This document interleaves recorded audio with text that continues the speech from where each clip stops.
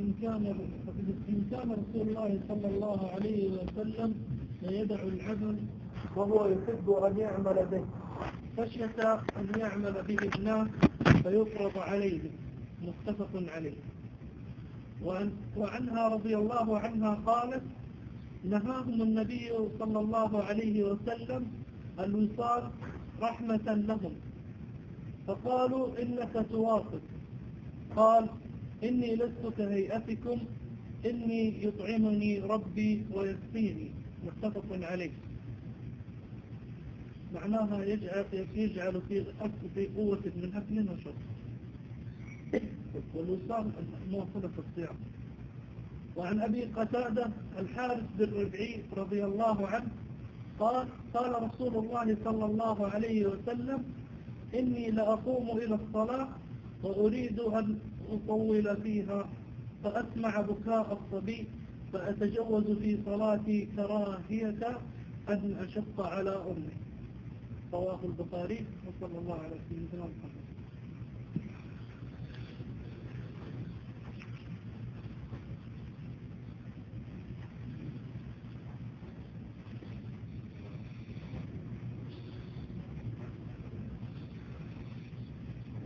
بسم الله الرحمن الرحيم.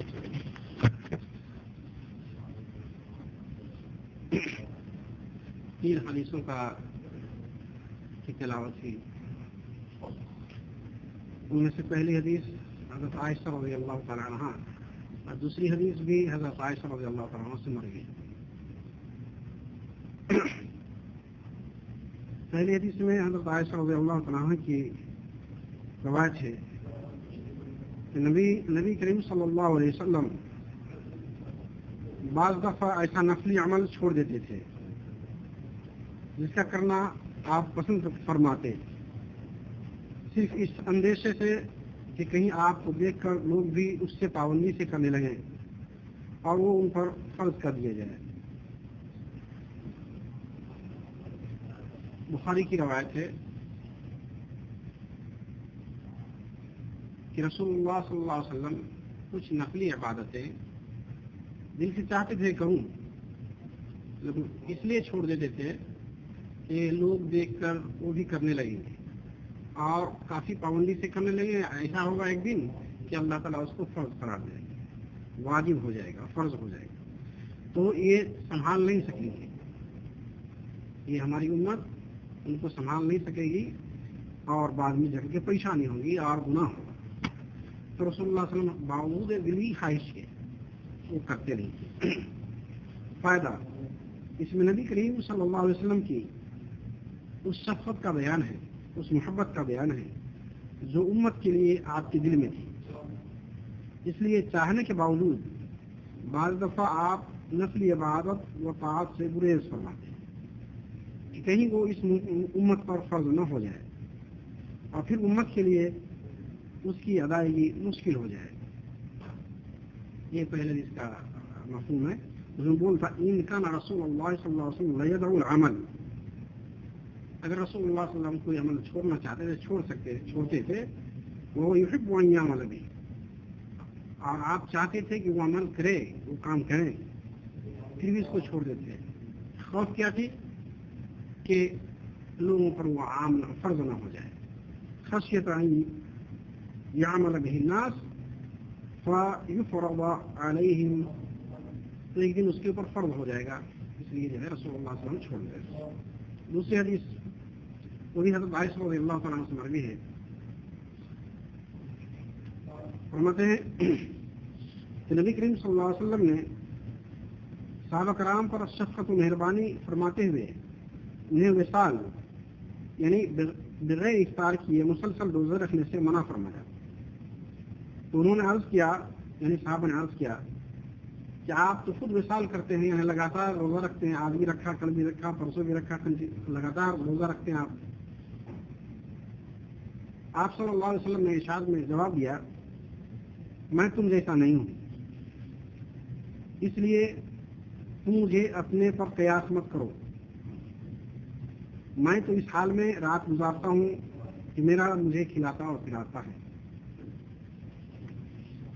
ایک زمانے میں رسول اللہ صلی اللہ علیہ وسلم کچھ دنوں تک روزہ رکھے لگاتار، تو صحابہ کرام تو بہت ان کی ایک ایک چیز رسول اللہ صلی اللہ علیہ وسلم کی جو ایک ایک چیز ہوتی تھی اس پر عمل کرنا چاہتے تھے، تو یہ لوگ بھی روزہ شروع کر دیے کہ رسول اللہ صلی اللہ علیہ وسلم کل بھی روزہ رکھا، آج بھی روزہ، پورے کے پورے روزہ رکھتے ہیں، تو یہ لوگ بھی روزہ شروع کر دیے۔ تو رسول اللہ صلی اللہ علیہ وسلم معلوم ہوا تو رسول اللہ صلی اللہ علیہ وسلم فرمایا کہ کیا ہوا؟ تو روزہ آپ برابر رکھتے ہوئے دیکھ رہا ہوں، تو اس لیے ہم لوگ بھی رکھ رہے ہیں۔ تو رسول اللہ صلی اللہ علیہ وسلم فرمایا کہ تم لوگ ہم اپنے اوپر مجھ کو قیاس مت کرو، مجھ کو اللہ تعالیٰ رات میں کھلاتا پلاتا ہے، ہاں، اس لیے لست کہیئتکم، اس میں جو لکھا ہے انی لست کہیئتکم، تمہاری جو کیفیت ہے وہ ہماری کیفیت برابر نہیں ہے، مجھ کو اللہ تعالیٰ کی طرف سے غذائیں ملتی ہے اور تم کو وہ نہیں ملتی ہے، تو لہٰذا میں روزہ رکھتا ہوں تو تم ایسا مت رکھو، یہ نے روزہ سے منع کر دیا۔ فرمایا انی یطعمنی ربی ویسقینی، مجھے میرا رب کھلاتا پلاتا ہے، اس لیے مجھ کو میرا رب کھلاتا پلاتا ہے، تم دن رات نہیں کھاتے ہو، کنٹینیو روزہ رکھو گے تو کتنا دن برداشت کرو گے؟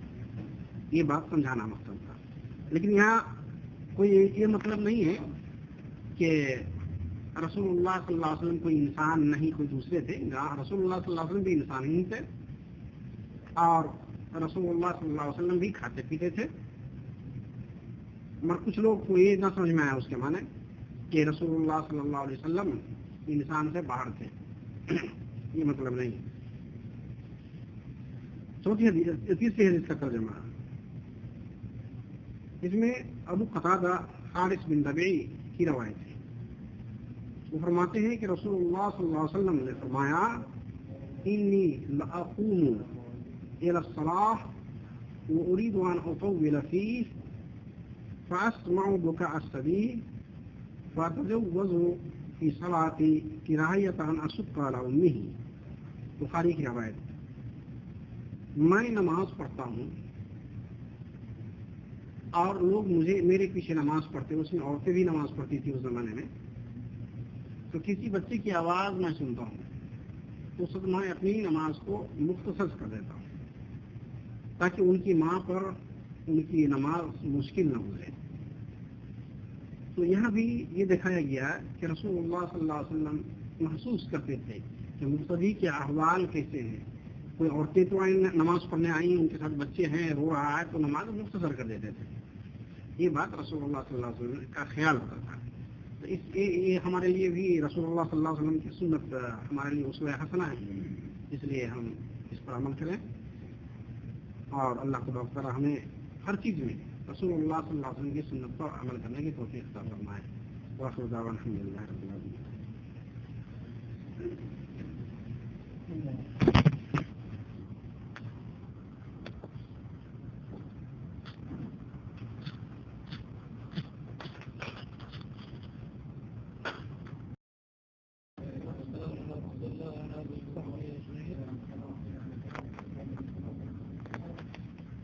وعن جندب بن عبد الله رضي الله عنه قال قال رسول الله صلى الله عليه وسلم من صلى صلاة الصبح فهو في ذمة الله فلا يطلبنكم الله من ذمته بشيء فإنه من يطلبه من ذمته بشيء يدركه ثم يصبه على وجهه في نار جهنم، رواه مسلم.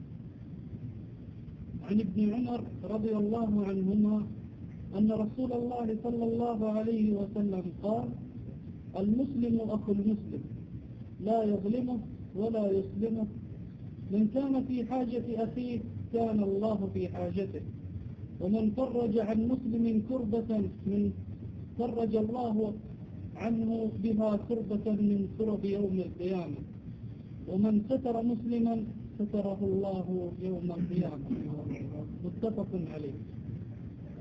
وعن أبي هريرة رضي الله عنه قال قال رسول الله صلى الله عليه وسلم المسلم أخو المسلم لا يخونه ولا يكذبه ولا يخذله، كل المسلم على المسلم حرام، عرضه وماله ودمه، التقوى ها هنا بحسب الجمع من الشر أن يحسر أخاه المسلم. رواه الترمذي وقال حديث حسن. صلى الله عليه وسلم.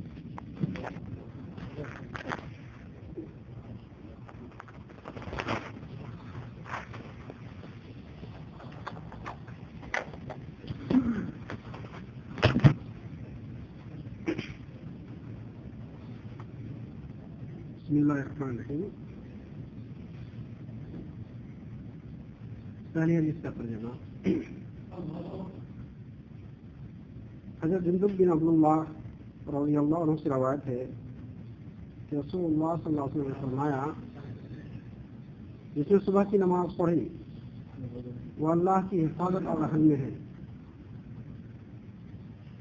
چنانچہ تم اس بات کا خیال رکھو کہ اللہ تعالیٰ تم سے اپنے عہد میں سے کسی چیز کا مطالبہ نہ کرے، اس لیے کہ جس سے بھی وہ اس کا مطالبہ بعض خود کرے گا اسے پکڑ لے گا، پھر اسے اوندھے منہ جہنم کی آگ میں ڈال دے گا. مسلم کی روایت. فوائد مسائل. جو شخص صبح کی نماز پڑھے وہ اللہ کے عہد میں آ گیا کہ اب وہ مسلم ہے. اب کسی مسلمان کے لیے جائز نہیں کہ اس کے مال یا جان کا نقصان کرے. اگر کوئی شخص یہ کام کرتا ہے تو اللہ کی طرف سے اس مسلمان کے ساتھ کیے گئے عہد کو توڑنے کا اتفاق کر رہا ہے، اور اللہ تعالیٰ اس سے اس عہد شکنی کے متعلق باز پوچھ فرمائے گا. صبح کی نماز سے مراد 5 وقت کا نمازی ہونا ہے، کیونکہ صبح کی نماز مشکل ترین نماز میں سے ہے. اس حدیث میں اللہ تبارک تعالیٰ نے، اللہ کے رسول صلی اللہ علیہ وسلم نے کہا جو صبح کی نماز پڑھی وہ اللہ کے ذمے یعنی اللہ کے عمل و اعمال میں. من صلی صلاۃ الصبح فهو فی ذمۃ اللہ. جس نے صبح کی نماز پڑھی وہ اللہ کے امان میں ہے. ذمۃ اللہ کے امان، اس کی حفاظت اس کے امان میں ہے، یعنی اللہ تعالیٰ اس کو اپنا ہاتھ اس پہ ڈال دیا، اب کوئی اس کو تعرض نہیں کر سکتا. آئے کہتے ہیں حدیث میں فلا یطلبنکم اللہ من ذمتہ بشیء. اللہ تعالیٰ اس کی اپنی ذمہ میں سے کچھ بھی طلب نہیں کرے گا. جو اللہ تبارک تعالیٰ نے آپ کے ذمہ ڈال دیا، اپنے امان و پناہ ڈال دیا، اس میں سے کچھ مانگ نہیں کرے گا. اللہ تعالیٰ آپ کو فری کر دیا پورے دن کے لیے. آگے ہے فَإِنَّهُ مَنْ يَطْلُبُهُ مِنْ ذِمَّتِهِ بِشَيْءٍ يُدْرِكُهُ ثُمَّ يَكُبُّهُ عَلَى وَجْهِهِ فِي نَارِ جَهَنَّمَ. جس سے اللہ تعالیٰ پوچھ لیا اس کے ذمہ، اس کے حد، اس کے پیمانے کے بارے میں، جو بندے کے ساتھ اللہ تعالیٰ کا اگر پوچھ لیا تو گویا اس کو پکڑ لیا اور اس کو جہنم میں اوندھے منہ اللہ تعالیٰ ڈال دے گا. آخری والے کا مفہوم یہ ہے کہ اللہ تبارک تعالیٰ کی جو ذمہ انسان کی ہے، اگر اس کے بارے میں اللہ تعالیٰ پوچھ لے کسی کو وہ ہلاک ہو گیا، اس کی بخشائش اب نہیں ہے. اس لیے ایک حدیث میں ہے کہ دعا کرو کہ اللہ تعالیٰ حساب یسیر عطا فرمائے. ہاں، حساب یسیر کا لفظ آیا ہے کہ اللہ تعالیٰ آسان حساب تمہارے ساتھ کرے. تو حضرت عائشہ رضی اللہ عنہ نے پوچھا اے اللہ کے رسول، من سوئلا اور من حسب خلق، جس آدمی کا اللہ حساب لے لے وہ تو ہلاک ہو گیا. رسول اللہ صلی اللہ علیہ وسلم فرمایا کہ اس سے مراد ہے آسان حساب. اللہ تعالیٰ اس کے ساتھ آسان حساب کرے گا، بہت سے گناہ معاف کرتے رہے گا اور بہت سی چیزوں کے تھوڑا پوچھ لے گا اور کر لے گا. سب سے بڑی بات ہے کسی انسان پر ظلم نہ کیا ہو تو اللہ تعالیٰ بہت سی چیزوں کو اپنا حق معاف کر دے گا. اللہ کا حق کیا ہے؟ بہت سے دین کا کام ہے، وہ اللہ تعالیٰ کے اس کے بندے کا حق کے درمیان ہے، اس کو معاف کر سکتا ہے. بندے کا حق نہیں معاف کرتا، لہٰذا بندے کا چھوٹا بھی حق چھوٹا نہیں سمجھنا چاہیے، اس کو بڑا سمجھنا چاہیے.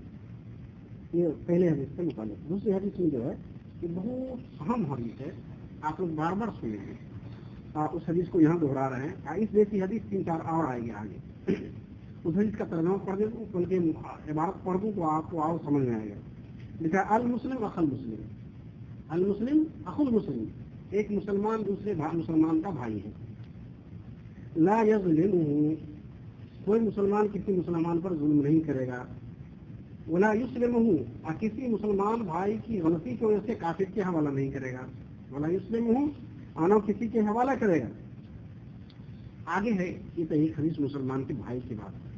آگے ہے من کان فی حاجت اخیہ کان اللہ فی حاجت اخیہ، جو مسلم بھائی کی مدد کرتا رہے گا تو اللہ اس کی مدد کرے گا جو اپنے بھائی کی مدد کرتا ہے. یہ نمبر دوسری بات آئی. یعنی پہلی بات تو یہ مسلمان دوسرے مسلمان کا بھائی ہے. بھائی چارگی میں کتنا کلوز بتایا کہ اس کو ہر حال میں مدد کرنا ہے. اور دوسری بات بتایا کہ کوئی مسلم بھائی کی حاجت پوری کرے گا، ضرورت پوری کرے گا تو اللہ تعالیٰ اس کی ضرورت پوری کرے گا. تیسری بات اور ہے من فرج عن مسلم قربۃ فرج اللہ عنہ بہا قربۃ من قرب یوم القیامہ. دنیا میں کسی مسلمان کے کسی بھائی کی ایک مصیبت میں مدد کر دیا وہ اللہ تعالیٰ قیامت کے دن جو اس کے ساتھ مصیبت آئے گی اس کو اللہ تعالیٰ حل کر دے گا. یعنی یہ کتنی بڑی بات ہے. کسی مصیبت میں اگر آپ اچھی بول ہی بول دیتے ہیں، اگر آپ سے ہونے والا ہے تو کچھ مدد کر دیتے ہیں تو گویا آپ کا اللہ تعالیٰ گارنٹی نے دیا کہ قیامت کے دن کے پرابلم کو اللہ تعالیٰ سولو کرے گا. یہ اتنی بڑی بات ہے. اور چوتھی بات جو اسی حدیث میں ایک ہی حدیث کے اندر میں ہے من ستر مسلما سترہ اللہ یوم القیامہ، جو کسی مسلمان بھائی کے عیب کو پردہ ڈال دے دنیا میں، اس کا عیب دیکھ لیا اس کی خامی ہے، یہ اکیلے میں چاہے تو سمجھا دے اور نہیں تو دوسرے کے پاس نہیں بیان کرے کہ فلاں میں نے فلاں برائی دیکھی ہے، تو اللہ تبارک تعالیٰ اس کو قیامت کے دن اس کا جو کوئی عیب ہوگا اللہ تعالیٰ چھپا دے گا. ایک حدیث کے اندر 4 باتیں بتائی ہیں. اب اس حدیث کو میں ایک طریقے سے پڑھ دیتا ہوں.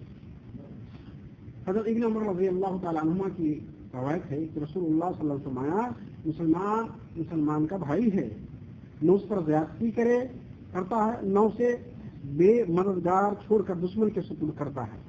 جو مسلمان بھائی کی حاجت پوری کرتا ہے اللہ تعالیٰ اس کی حاجت پوری فرماتا ہے. جو کسی مسلمان سے کوئی پریشانی دور کرتا ہے اللہ تعالیٰ اس کی وجہ سے اس کی قیامت کے دن کی پریشانیوں میں سے کوئی بڑی پریشانی دور فرما دیتا ہے. اور جس نے کسی مسلمان کی پردہ پوشی کی اللہ تعالیٰ قیامت والے دن اس کی پردہ پوشی فرمائے گا. ذرا فائدہ بھی پڑھ دیتا ہوں، ذرا اچھا سے دکھایا انہوں نے اس لیے میں پڑھ دیتا ہوں. فائدہ یہ بھی اس لحاظ سے بڑی اہم ہے کہ اس میں مسلمانوں کو ایک خاندان کے افراد کی طرح رہنے کی ہدایت دی گئی ہے، جس سے ایک شخص اپنے بیٹے بھائی وغیرہ پر کوئی ظلم کرنا اور مرض کے وقت اسے بے یار مددگار چھوڑنا پسند نہیں کرتا. اسے کوئی حاجت ہو تو اسے پوری کرنے کی، کسی تکلیف یا پریشانی میں مبتلا ہو تو اسے دور کرنے کی، اور اس سے کوئی غلطی کوتاہی ہو جائے تو اس کی پردہ پوشی کرنے کی صحیح کرتا ہے. یہی معاملہ ایک مسلمان کا دوسرے مسلمان کے ساتھ ہونا چاہیے. اس سے اللہ تعالیٰ خوش ہوتا ہے اور اس کا بہترین صلہ اس دنیا میں بھی اور آخرت میں بھی عطا فرمائے گا. یہ اجتماعی کفالت کا ایک بہترین نظام ہے جس پر اگر مسلمان عمل کریں تو آخرت کی بھلائی ان کے ساتھ دنیا نظیر بن سکتی ہے. کاش یہ بات مسلمانوں کو سمجھ میں آ جائے.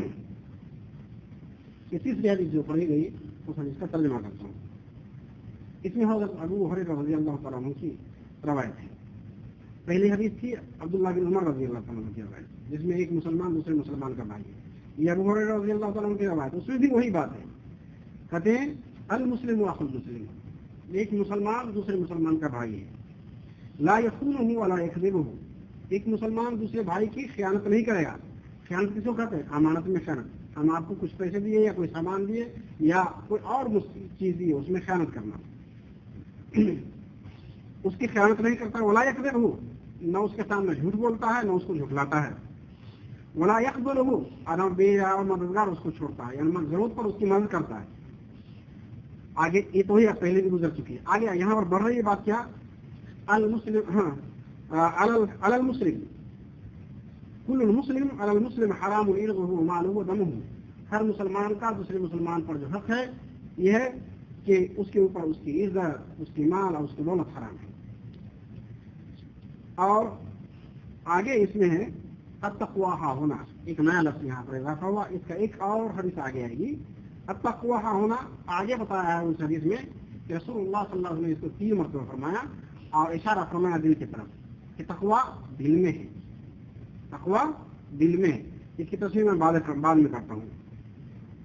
बिहस्बिल मर्इ मिन अश-शर्र अन यहक़िरा अख़ाहुल मुस्लिम, एक मुसलमान को कमीना होने के लिए इतना ही काफी है कि वो अपने किसी मुसलमान भाई को जलील करे, उसको घटिया समझे। एक आदमी को, कोई आदमी किसी मुस्लिम भाई को कहता ये हकीर है, ऐसा घटिया है, ऐसा कमीना है, इसका मतलब पहले से वो कमीना है, तब किसी को कह रहा है। मुसलमान जो कलमा ला इलाहा इल्लल्लाह पढ़ लिया तो उसके बाद बहुत बड़ा इज्जत मिल गई, उसको बहुत बड़ी इज्जत मिल गई। काफिर उसकी इज्जत करेगा कि मैं करूंगा?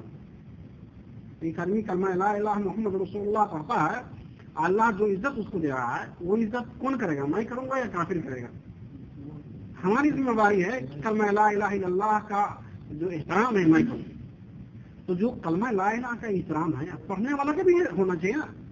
कलमा का एहतराम है, कलमा पढ़ने वाला का एहतराम नहीं, दोनों का होना चाहिए। जब कलमा का एहतराम है तो कलमा पढ़ने वालों का भी एहतराम है। अगला के बाद जो मैं कह दिया था तक़वा होना के बारे में कि तक़वा यहाँ है, इसके बारे में बताया कि कोई इंसान, कोई अल्लाह तबारक तआला कोई मेजरमेंट नहीं दिया, कोई तराजू नहीं दिया, कोई नाप नहीं दिया कि फलां आदमी के पास कितना तक़वा है, फलां आदमी के पास कितना है, फलां आदमी के पास कितना है। ये कहने का हक इंसान को नहीं है, वो सिर्फ अल्लाह को है। और इसीलिए अल्लाह के रसूल सल्लल्लाहु अलैहि वसल्लम तक़वा दिल में होता है, और दिल इंसान नहीं देख सकता है, सिर्फ अल्लाह देख सकता है। दिल का कनेक्शन अल्लाह से है। एक आदमी फटा हाल में रहता है, बज़ाहिर कुछ नहीं है, मालूम होता है क्या है, लेकिन अल्लाह जानता है उसके दिल में अल्लाह का खौफ कितना है। मान लीजिए अकेले में बुराई का मौका आता है उसको, लेकिन बुराई नहीं करता है। अकेले में उसको चोरी करने का मौका मिलता है, लेकिन चोरी नहीं करता है। अकेले में उसको बहुत से गुनाह करने का मौका मिलता है, नहीं करता है। हम नहीं जानते, दुनिया नहीं जानती है। इसलिए दुनिया को यह हक नहीं है कि किसी मुसलमान को ये कहे कि ये इतना बड़ा मुत्तकी है, ये जितना हमारा घटिया है, ये कहने का हक इंसान को नहीं। तो समझता हूँ कि इस हदीस में भी जो उसूल बताया है हमारे मुसलमानों का पक्का उसूल है। अब ये चीज सारे काफिरों में चली गई, मुसलमानों में नहीं रही है। काफिर काफिरों की मदद करता है हर लिहाज से। उसके एक जाता है मुसलमान के खिलाफ तो सारे जमा हो जाता है हम मुसलमानों के खिलाफ। अकेले नहीं आता, वो पूरी जफा के साथ आता है, पूरे ग्रुप के साथ आता है। उसी तरह एक काफिर दूसरे काफिर को मुसलमान के हवाला नहीं करता है। सियासी सतह पर एक दूसरे मुल्कों की जो बात आती है ना, उसमें आप देखेंगे, लेकिन मुसलमान तुरंत सपोर्ट कर देता है उसका। देख चुके हम लोग। आप आगे सबसे बड़ी बात ये कहा कि एक मुसलमान का दूसरे मुसलमान पर उसका खून, उसकी इज्जत और उसका माल सब हराम है। हम लोग पढ़े हैं, बड़े बड़े उलमा ने इस बात को लिखा है कि 5 चीज है जिसका जो है कदर करना चाहिए। द बेसिक तो ये 3 चीज है, जान, माल, इज्जत। इज्जत, माल और खून यानी जान। उसमें दीन है, मजहब भी है। हमारा जो मजहब है वो है। उसके बाद एक अक्ल है। 5 चीज। ये 5 चीज का जो है कदर करना चाहिए। कोई आदमी बोल रहा है, कोई आदमी लिख चुका है, तो उसको आपके राय से नहीं मिलती है बात, तो उसको गालियां नहीं देना चाहिए कि ये गलत लिखा। आपके पास मुनासिब ढंग से कोई जवाब है तो मुनासिब ढंग से जवाब।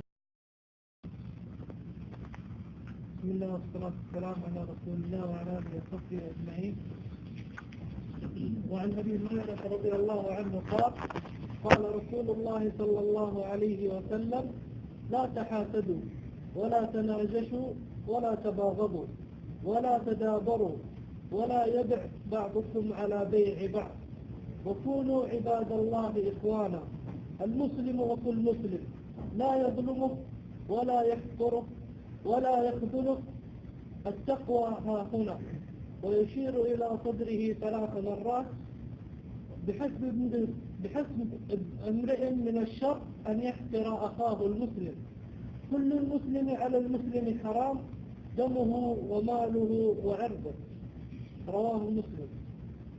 النجش أن يزيد في ثمن السلعة ينادي عليها في السوق ونحوه ولا رغبة له في شرائها، بل يقصد أن يضر غيره، وهذا حرام.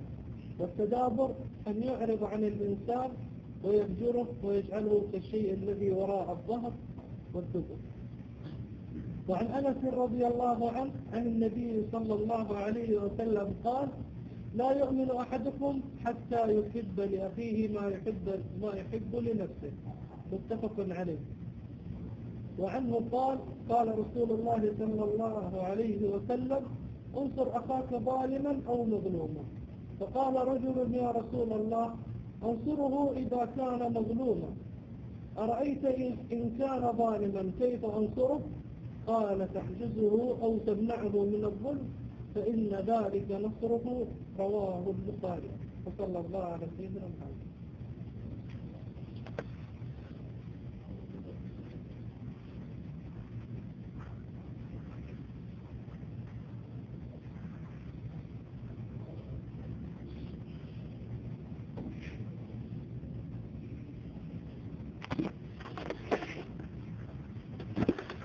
بسم الله الرحمن الرحیم.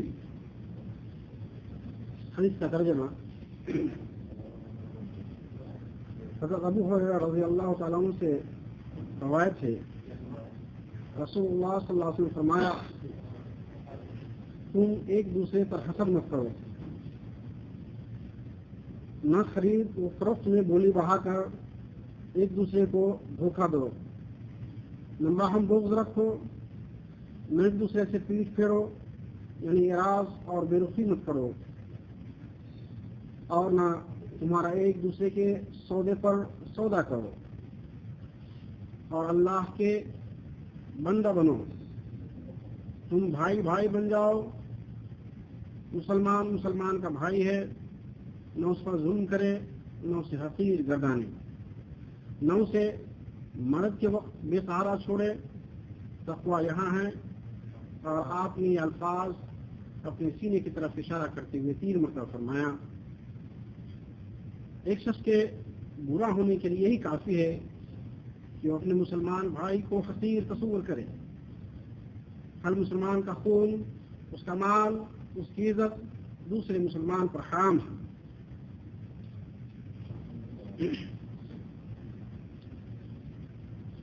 فائدہ: اس میں مسلمانوں کی باہم خیر خواہی اور بھائی چارے کے مفہوم کو مزید وسعت دی گئی ہے. ایک حسد سے روکا گیا ہے. گناہ کی قبیح اور اخلاقی بیماری ہے جس میں انسان دوسرے انسان کو اچھی حالت میں دیکھنا پسند نہیں کرتا اور آرزو کرتا ہے کہ جو نعمتیں اس سے حاصل ہے وہ ان سے محروم ہو جائے. آپس میں بغض و عداوت اور اعراض سے بے رخی سے منع کیا گیا ہے، کیونکہ یہ بھی اسلامی اخوت کے منافی ہے. نجس سے روکا گیا ہے جو سراسر دھوکہ اور فریب کا نام ہے، اور یہ ایک دوسرے کی خیر خواہی کے بالکل خلاف ہے. جبکہ ایک بھائی کو دوسرے بھائی کا خیر خواہ ہونا چاہیے، نہ کہ بدخواہ. سودے پر سودا کرنے سے بھی آپس میں بغض و عناد پیدا ہونے کا اندیشہ ہے، اس لیے اس کو بھی ممانعت کر دی گئی ہے. کبر اللہ کی صفت ہے اور اسی کے لائق ہے. انسان جو ادنا سی مخلوق ہے اسے زیب نہیں دیتا وہ تکبر کرے.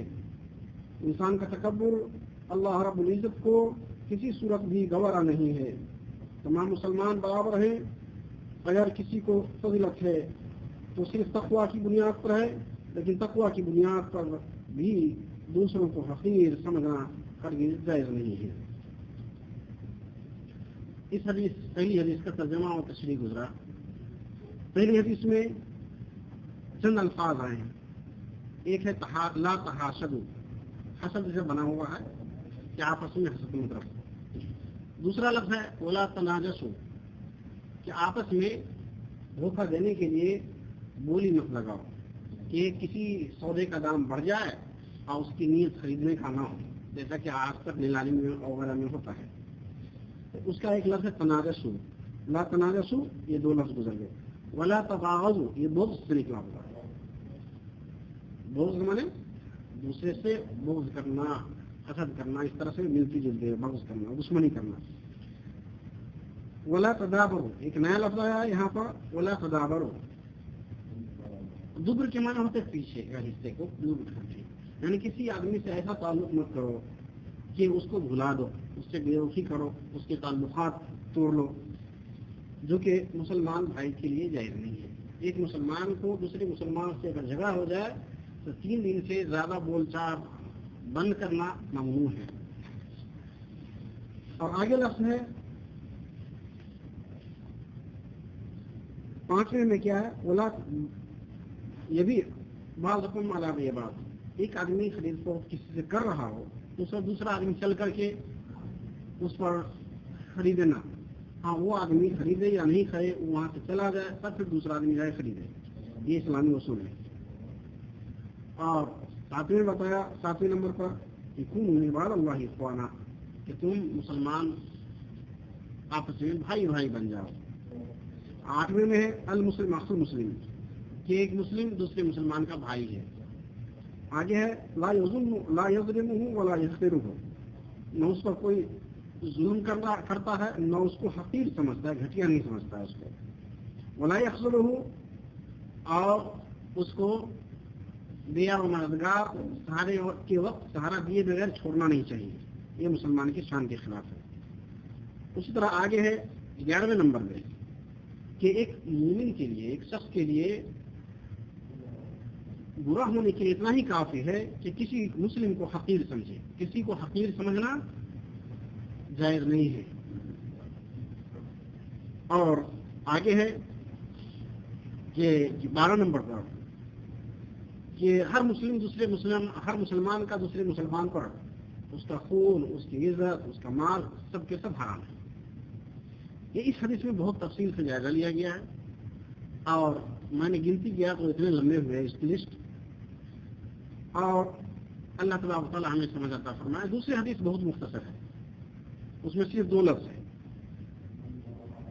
और हज़रत अनस रज़ियल्लाहु तआला अन्हु की रवायत है। उसमें कहते हैं ला युमिनु अहदुकुम हत्ता युहिब्ब लिअखीहि मा युहिब्बु लिनफ्सिही, एक शख्स मोमिन पक्का हो ही नहीं सकता है, एक कामिल मोमिन हो ही नहीं सकता है जब तक कि वो अपने भाई के लिए वही चीज पसंद करे जो अपने लिए पसंद करता है।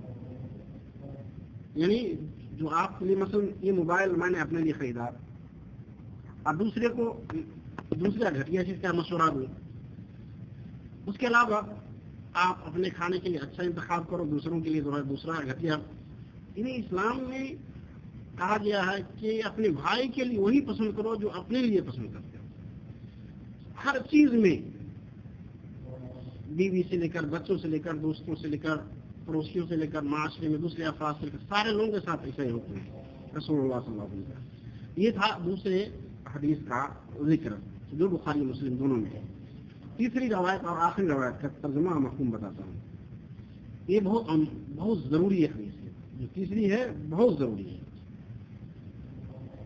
हज़रत अनस रज़ियल्लाहु तआला अन्हु की रवायत है, रसूलुल्लाह सल्लल्लाहु अलैहि वसल्लम फरमाया, तुम अपने भाई की मदद करो, खा हो जालिम हो या मजलूम। एक सहाबा खड़े हो गए, कहने लगे ऐ अल्लाह के रसूल, जालिम यानी मजलूम जिस पर जुल्म किया गया, उसकी तो समझ में आ रही है बात कि उसकी मदद करना चाहिए मजलूम की, लेकिन ये बात समझ में नहीं आ रही कि जालिम को मदद कैसे करो। रसूलुल्लाह सल्लल्लाहु अलैहि वसल्लम फरमाया कि जालिम को तुम इस तरह मदद करो कि उसको रोको, उसको जुल्म करने से रोकना ही उसको बचाना है, उसकी मदद करना है। हदीस की इबारत यूं है, अनहु क़ाल क़ाल रसूलुल्लाह सल्लल्लाहु अलैहि वसल्लम उनसुर अख़ाका ज़ालिमन अव मज़लूमन, यानी अपने भाई को हाँ ज़ालिम हो या मज़लूम हर हाल में मना करो, रोको उसको, उसकी मदद करो। एक शख्स कहता है क़ाल रजुलुन या रसूलल्लाह अनसुरुहु इज़ा काना मज़लूमन, जब वो मजलूम है तो उसका मदद करना तो सही समझ में आ रही बात। राय क्या आपका राय क्या है, इनका ना ज़ालिमन कैफ़ अनसुरुहु, अगर वो जालिम हो तो मैं उसकी मदद कैसे करूं। तो रसूलुल्लाह सल्लल्लाहु अलैहि वसल्लम फरमाया तहजुजुहु औ तमनअहु मिन ज़ुल्म फ़इन्न ज़ालिका नसरुहु, तुम उसको रोको اور کہ ظلم نہ کرے، بس یہی اس کی مدد کرنا ہے. یہ بخاری کی روایت ہے. تو گویا اس میں اصول بتا دیا کہ ہم کو خاموش نہیں رہنا ہے، چاہے ظالم ہو یا مظلوم ہو، دونوں کی مدد کرنا ہے. اور دونوں کے لیے ایک ہی طرح کا مدد نہیں ہوگا. مظلوم ہے تو اس کو دوسرے ڈھنگ کا مدد کرنا ہوگا، ظالم ہے تو اس کو دوسرے ڈھنگ سے مدد کرنا ہوگا. دونوں کا الگ الگ مفہوم ہے. اللہ تبارک و تعالیٰ ہمیں ہدایت عطا فرمائے اور رسول اللہ صلی اللہ علیہ وسلم کے بتائے ہوئے طریقے پر چلنے کی توفیق عطا فرمائے. واخر دعوانا الحمدللہ رب العالمین.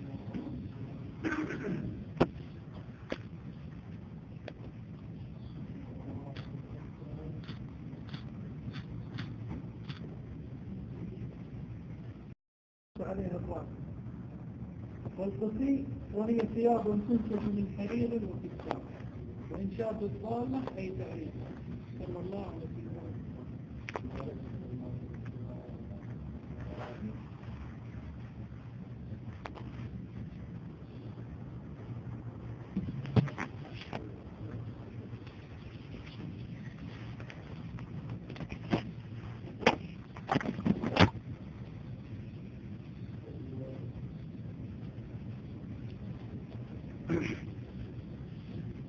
بسم اللہ الرحمن الرحیم.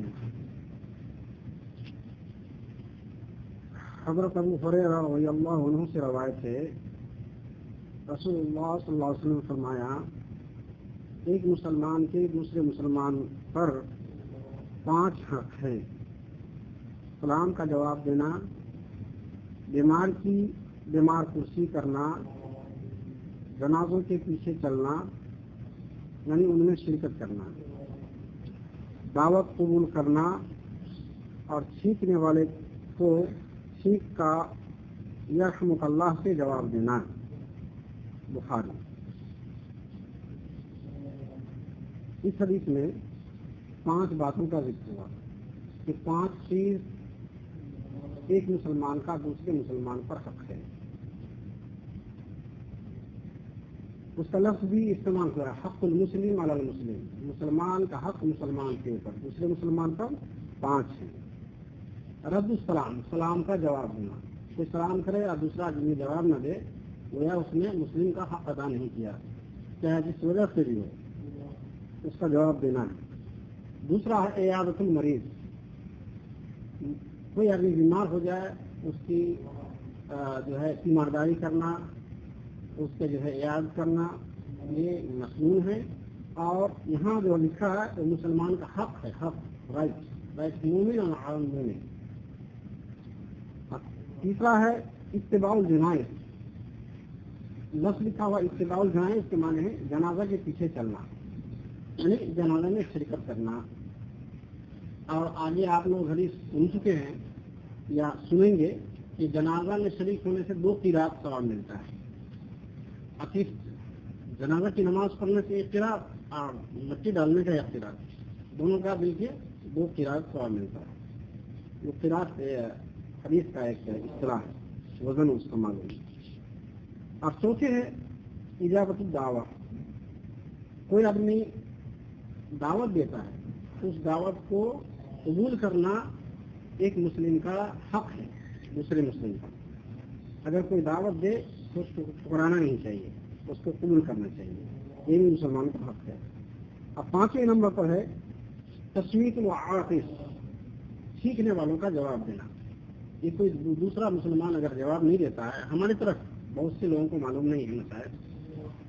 عربوں میں دیکھیے گا آپ بہت سختی سے اس پر عمل کرتا ہے، جن کو معلوم ہے، ان کو سارے لوگوں کو بچپن سے اس کی تعلیم دی کہ کوئی چھینکے تو اس کا جواب دینا بہت ضروری ہے. تو یہ 5 حق یہ بخاری اور مسلم دونوں کی روایت میں ہے. لیکن مسلم کی روایت میں جو انہوں نے آگے پڑھا ہے اس میں 6 حق بیان کیا گیا ہے. اس کو پڑھتا ہوں. فی روایت المسلم حق المسلم 6 اذا لقیته فسلم علیہ،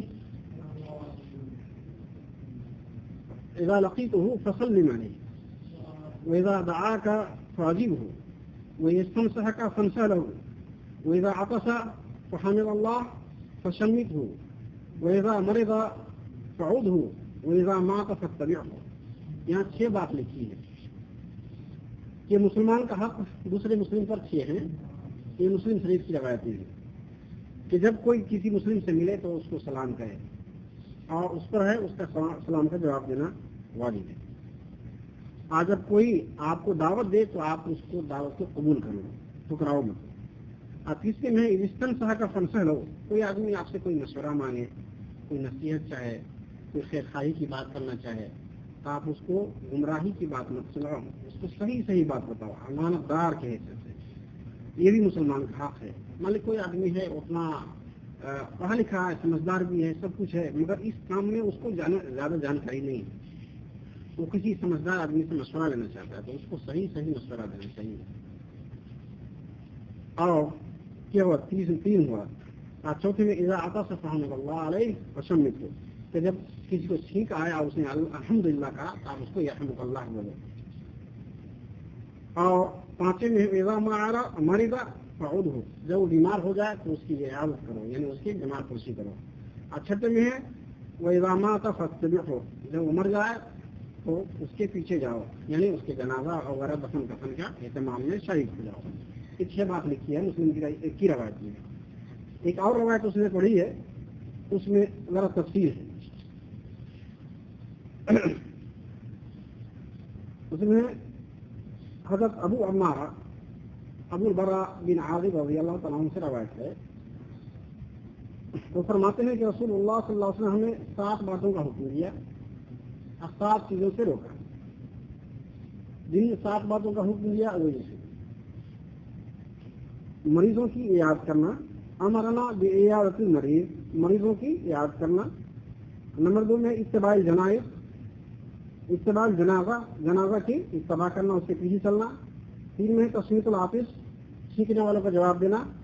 نمبر 4 میں ہے ابرار المقسم، قسم اٹھانے والوں کی قسم پورا کرنے کا، یعنی کوئی آدمی قسم کھا لے تو اس کو اپنا قسم پورا کرنا چاہیے۔ اور 5 میں ہے نصر المظلوم، کوئی آدمی مظلوم ہو جس پر ظلم کیا جاتا ہو اس کی مدد کرنا۔ اور آگے ہے 6 میں اجابت الداعی، کوئی آدمی دعوت دے تو اس کی دعوت قبول کرنا۔ اور 7 میں ہے افشاء السلام، سلام کو زیادہ سے زیادہ پھیلانا چاہیے۔ یہ تو ہے جس کا حکم دیا 7 باتوں کا۔ آج اس 7 باتوں سے روکا وہ کون سی چیز ہے اب آ رہی ہے کہ نہانا عن الخواتین نخرو بالذهب، سونے کا بنا ہوا انگوٹھی پہننے سے منع فرمایا۔ وان شرب بالخوا، چاندی کے پنے ہوئے برتن میں پینا 2 ہوا۔ اور نمبر 3 ہے ومن میاثر الحمر، میاثر کہتے ہیں ریشمی کا بنا ہوا کوئی کپڑا ہو اور اس میں کچھ ڈال دیا جائے اور پھر اونٹ پر یا گدھے پر ڈال کر کے اس پر سواری کیا جائے، تو اس چیز سے بھی منع کیا ہے۔ اور 4 میں آئل قصی، یہ بھی ہے ریشمی کا بنا ہوا سامان کپڑا، اس کو استعمال کرنا، اس سے بھی منع فرمانا۔ اور ہے وان لبس الحریر، یہاں کلیئر لفظوں میں ریشمی کا کپڑا پہننا، چاہے پیجامہ ہو یا کرتا ہو یا امامہ ہو یا جو بھی ہو۔ اور آگے وہ استبرق، یہ بھی موٹے قسم کی ریشمی کو بھی استبرق بولتے ہیں، یہ بھی 6 میں بھی وہی ہے۔ وہ دیباج، سب قسم کا جو ریشمی ہو اس کو دیباج بولتے ہیں۔ یہ 3 آخر میں جو ہے وہ 3 کلیئر ریشمی کو کپڑے وہ کہتے ہیں اور اس کے لباس کو، اور 2 اوپر جو گرے یا ریشمی کپڑا سے بنا ہوا کچھ اور چیز میں بھر کر کام کرے اس کو۔ وہ 5 چیز کا تعلق صرف ریشم سے ہوا، اور 2 چیز کا تعلق جو ہے ایک ہے سونے کی انگوٹھی اور دوسرے چاندی کے برتن میں پینا اور کھانا۔ یہ چیز یہ 7 باتیں منع کیا، ایک ہی حدیث میں ساری بات لکھی ہے، 7 چیزوں سے منع فرمایا اور 7 چیزوں کا حکم دیا، اتنی بات بتائی گئی ہے۔ اللہ تعالیٰ ہم سارے لوگوں کو سمجھنے اور اس پر عمل کرنے کی توفیق عطا فرمائے۔ واخر دعوانا الحمدللہ رب العالمین۔